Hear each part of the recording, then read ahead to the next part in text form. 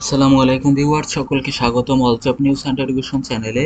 চলে আসলাম নতুন একটি ভিডিও নিয়ে। ভিডিও শুরুর প্রথমে বলে রাখি, আমার ভিডিওগুলো সম্পূর্ণ কপিরাইট ফ্রি। যদি আপনারা চান আপনাদের নিজস্ব ইউটিউব চ্যানেলে ব্যবহার করতে পারেন, আমার ভিডিওগুলো সম্পূর্ণভাবে ডাউনলোড দিয়ে সরাসরি আপলোড করে দিতে পারেন।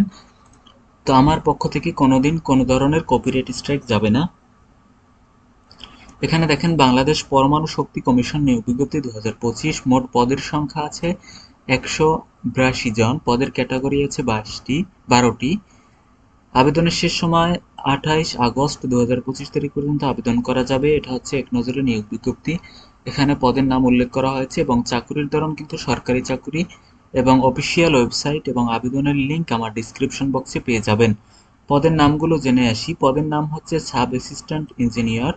পদের সংখ্যা আছে 28টি। শিক্ষাগত যোগ্যতা এসএসসি অথবা এইচএসসি ভোকেশনাল পাস সহ সিভিল অথবা মেকানিক্যাল অথবা ইলেকট্রিক্যাল ইঞ্জিনিয়ারিংয়ে প্রথম শ্রেণীর ডিপ্লোমা।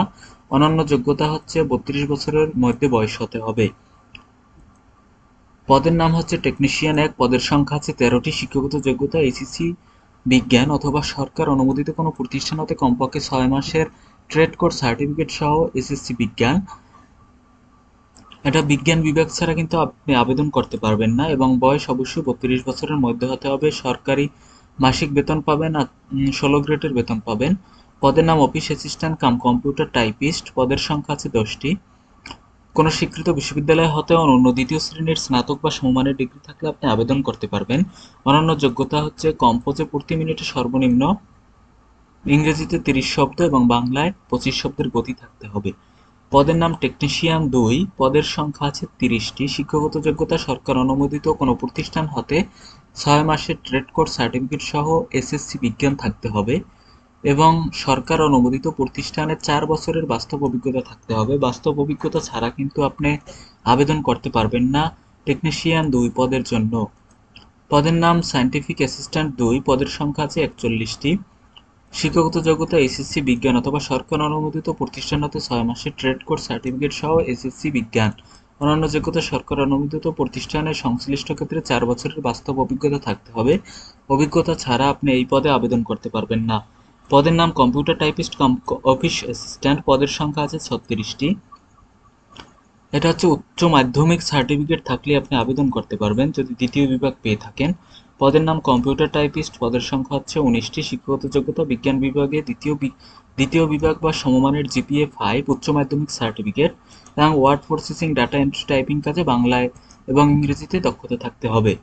পদের নাম টেকনিক্যাল হেল্পার। পদের সংখ্যা 5টি। এসএসসি বিজ্ঞান বা অনুমোদিত প্রতিষ্ঠান হতে ট্রেড সার্টিফিকেট। পদের নাম হচ্ছে জেনারেল অ্যাটেন্ডেন্ট 2। পদের সংখ্যা আছে 27টি। অষ্টম শ্রেণী পাশে আপনি আবেদন করতে পারবেন। এই পদের জন্য কিন্তু কোনো ধরনের শিক্ষাগত যোগ্যতা, এক্সট্রা কোনো যোগ্যতা চায়নি। সুতরাং এই পদে শুধু অষ্টম শ্রেণী পাশেই কিন্তু আপনি আবেদন করতে পারতেছেন। পদের নাম সিকিউরিটি অ্যাটেন্ডেন্ট 2। পদের সংখ্যা 17টি।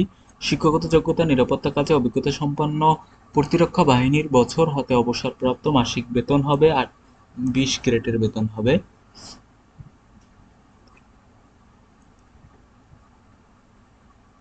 পদের নাম স্যানিটারি অ্যাটেন্ডেন্ট 2। পদের সংখ্যা আছে 5টি। অষ্টম শ্রেণী পাশে আপনি আবেদন করতে পারবেন। 20 গ্রেডের বেতন পাবেন। আবেদনের শেষ সময় 28 আগস্ট 2025 তারিখ বিকেল 5টা পর্যন্ত আবেদন করা যাবে। এটা হচ্ছে তাদের অফিসিয়াল নিয়োগ বিজ্ঞপ্তি, যা ইতিমধ্যে আলোচনা করা হয়েছে। আপনারা তারপরও যখন আবেদন করবেন তখন কিন্তু